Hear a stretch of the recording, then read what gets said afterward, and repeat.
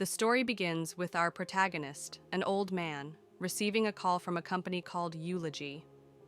They mispronounce his name, which instantly irritates him. It's the kind of reaction we often see in a lonely old man, someone who hasn't been spoken to properly in a long time. The caller explains that a woman from his past has died, and Eulogy is a company that creates memorials by collecting people's memories of the deceased. We see a flicker of sadness in the old man's eyes. He's told the memorial is taking place in London, but he quickly says he can't attend. They tell him that's okay. They just want to extract some good memories from him. They say they'll send him a memory kit. He can choose to participate or not. A few moments later, the kit arrives. It's a small gadget you attach beside your temple. We've seen this same tech used throughout this Black Mirror season. The machine allows users to dive into old photographs and relive memories. Inside this digital space, there's a guide, a soft-spoken digital assistant who talks to the user throughout the experience. The old man, being as irritable as ever, immediately skips the intro.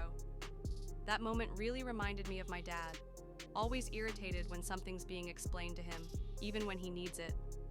The guide asks him to recall something about the woman. He tries, but nothing comes to mind. So the guide asks for photos, something they can use to jog his memory. The old man only has 3. They dive into the first one, the moment they met. The guide notices she's wearing an engagement ring. The old man makes a bitter comment, throwing a quick jab, implying something about what kind of woman she was. The second photo is of them hooking up for the first time. The ring is still on her finger. The old man scoffs, saying, "This kind of memory doesn't belong in a eulogy." The third photo is of the woman playing one of her own compositions on the cello. A beautiful, quiet moment. But even after cycling through the 3 photos, the old man still can't remember her face. The guide gently asks if he has any other pictures. The old man hesitates, then confesses he does, but they won't help, because he had cut or burned her face from every one of them. She had left him without a word. No goodbye. Just gone. They start going through some of these ruined photos. In one, they're playing in a band, but she's not playing the cello. The guide asks why they didn't adapt the music to include her instrument. The way the guide asks, there's a shift in tone. It feels like the guide knows her intimately.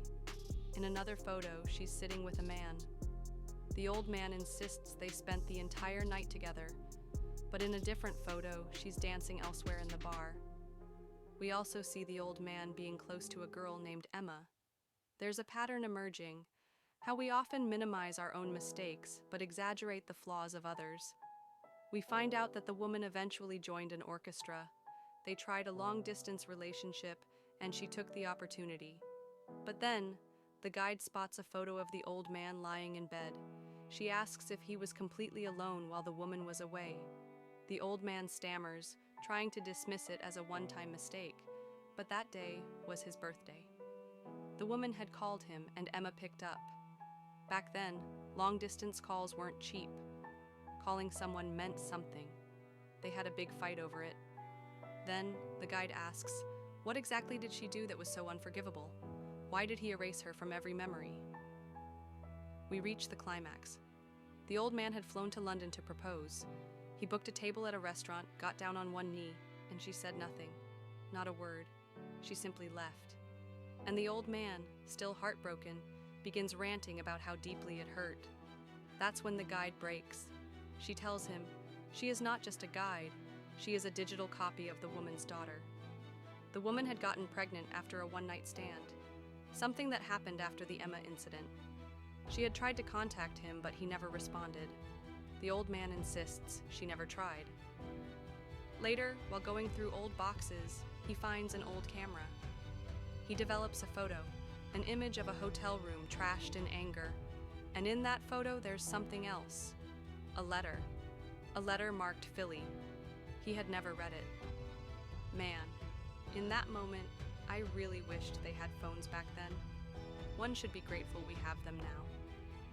Eventually, he finds the letter. In it, the woman apologizes for the one-night stand, says it meant nothing.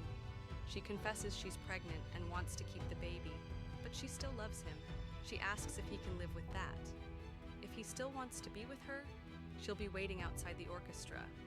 But he never went, because he never read the letter. At the end, the old man returns to the photo of her playing the cello, the third photo.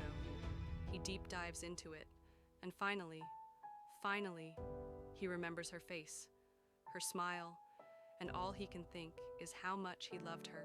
We are all flawed people, but sometimes, over a single mistake, we forget how much the other person got right, and how many things we got wrong. It's a story of regret, love, and loss, a reminder of how flawed our memory is. So maybe sometimes we should stop trying to remove the dust from the mirror and really try to look if there is some dust on our own face instead.